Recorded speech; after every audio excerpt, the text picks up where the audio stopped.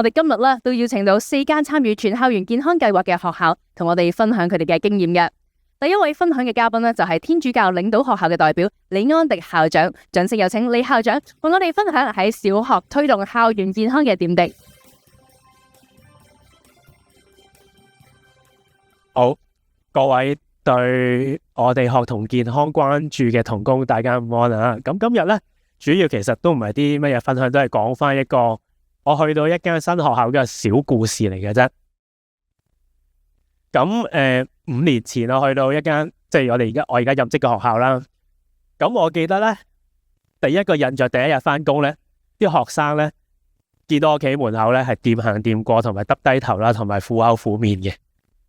咁去到今日呢，其實佢哋係會好精神、好開心咁樣呢，對住我哋喺門口當值嘅老師啦、校長呢講早晨嘅。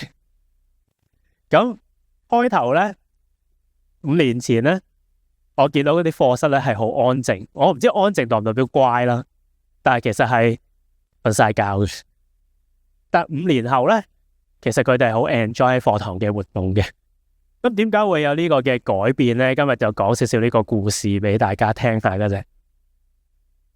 咁去到嗰陣時呢，我見到唔對路啊！點解翻學唔係應該好開心嘅咩？應該細個睇哆啦 A 夢啦，我嘅年代叫叮當啦，應該翻學都好開心。雖然大雄攞0分，但佢翻學都好開心嘅，因為有朋友玩啦。佢每日都期待翻學嘅，係啦。雖然佢都會俾老師鬧，但係佢都中意學校嘅。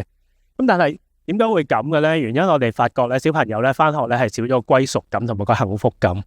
原因咧，當時係啱啱疫情開始啦，好多壓力啦，各樣嘅嘢有啲好大嘅改變啦。咁所以我哋咧都做咗一啲，即係我哋都會做咗一啲嘅，同翻啲老師同翻校董會都傾。咁究竟我哋學校嘅理念係啲乜嘢咧？咁我哋都有啲相信某啲嘢先至可以做咗啲改變。咁我哋覺得校園生活咧應該係幸福嘅，特別係小學，因為冇公開試，係啦，應該係好開心嘅6年，佢會中意學習嘅。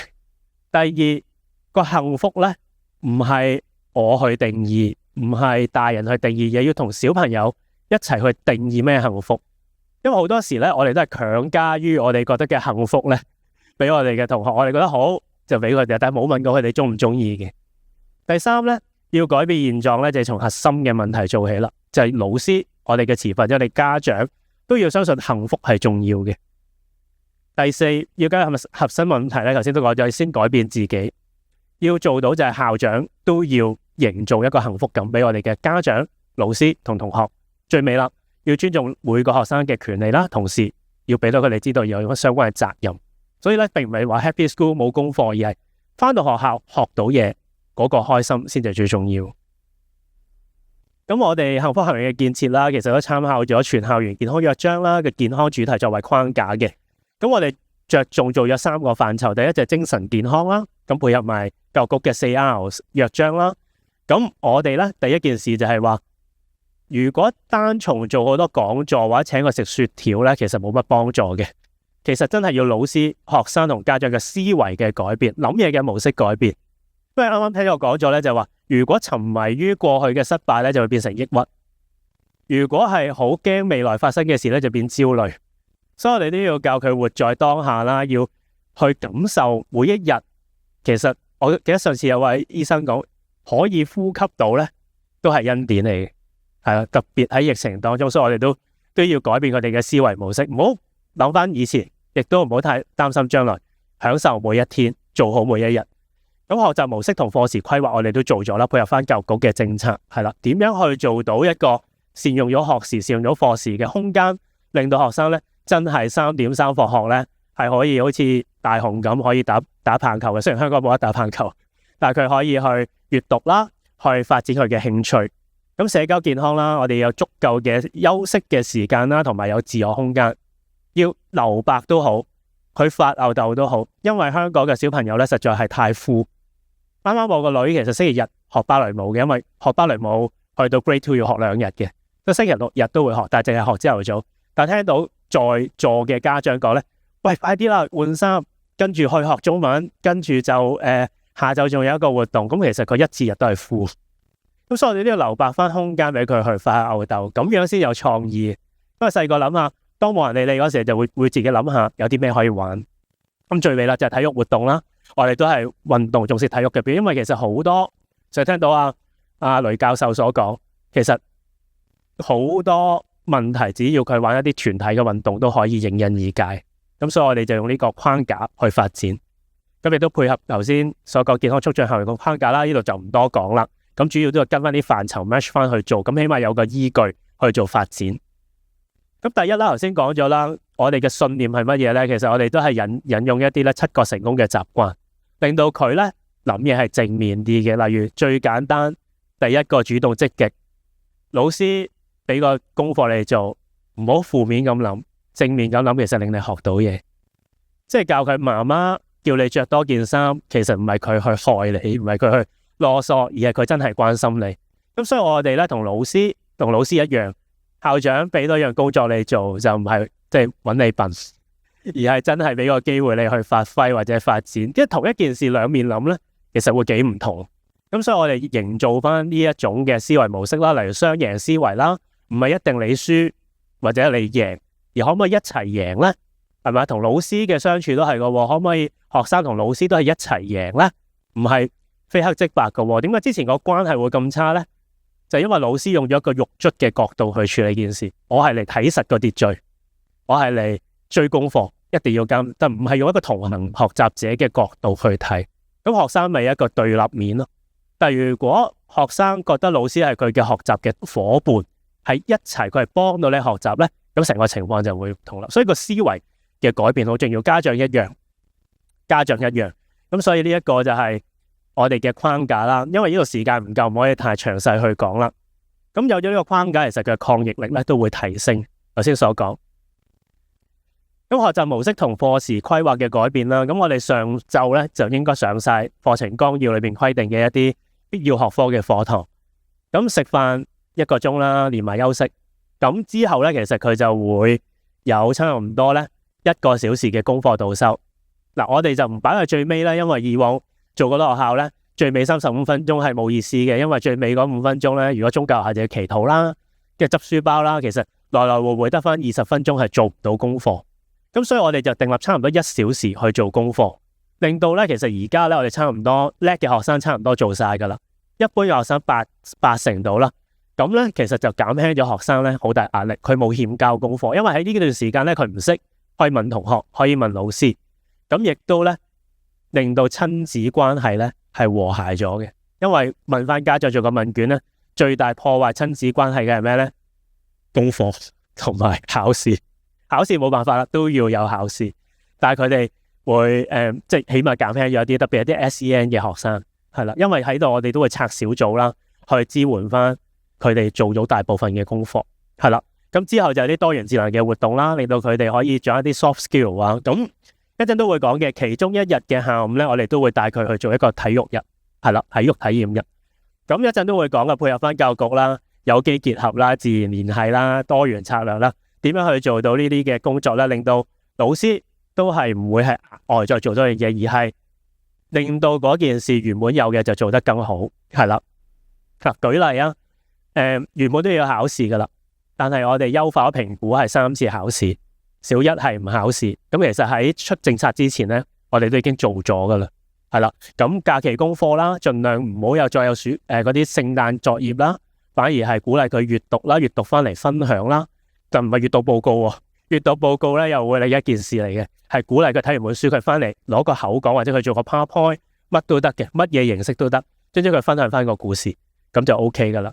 咁最重要就係有足夠嘅休息時間，所以我哋每個小息咧都接近有20分鐘，等到佢哋可以有足夠嘅時間，同埋要規定老師準時落堂，呢個好重要。所以我頭先改變個思維咯，因為啲老師覺得越講得多，越不斷去講。